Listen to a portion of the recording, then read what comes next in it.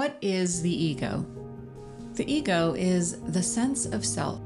It is the narrator in your head that shapes how you perceive who you are and what you decide to show to the world as the surface of your personality.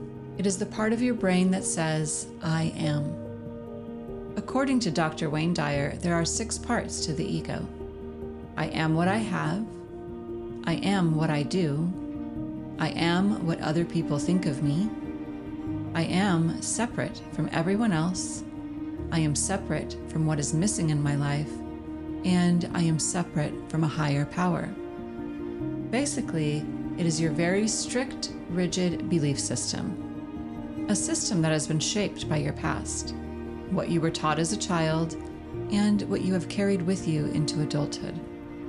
It is what you identify with, and it frequently holds you back from growth or change because it insists it is always right. New ideas or beliefs threaten the ego. It is that little voice inside you that loves to insert itself into every situation. It nags, it makes up outrageous stories, and it loves to push you into panic. It is also the part of your brain that insists it is right at all costs.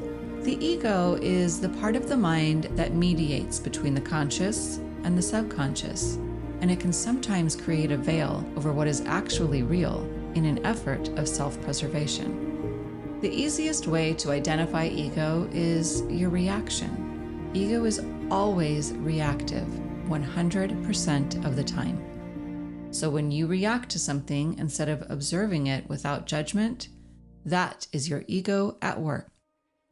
Ego and confidence are not the same thing. Confidence is having faith in your own abilities and trusting yourself. Unlike confidence, the ego operates out of self-interest. When we allow our ego to run the show, we obliterate accountability, which is critical for success. It frequently leads to stoking the storm. The ego never likes to be wrong. So instead of holding ourselves accountable, we judge and blame others, or we justify in order to excuse ourselves from actually being held accountable. Self-reflection is the ultimate ego bypass tool, and it drives accountability. So pause and ask yourself, am I in my heart or in my head? Sometimes we can't get out of ego right away, but simply recognizing it is a powerful step. Awareness helps us limit the damage. The goal is to stop believing every thought that pops into your head, and instead leave space for new ideas, new opportunities, and even a reshaped belief system. Listen to your narrator. Sit quietly with your eyes closed. Do you hear that internal voice? What does the conversation sound like? Do thoughts come and go without your influence? Who exactly is talking? Once you are able to identify when the ego is rearing its head, you will begin to learn how to control it, instead of letting it control you.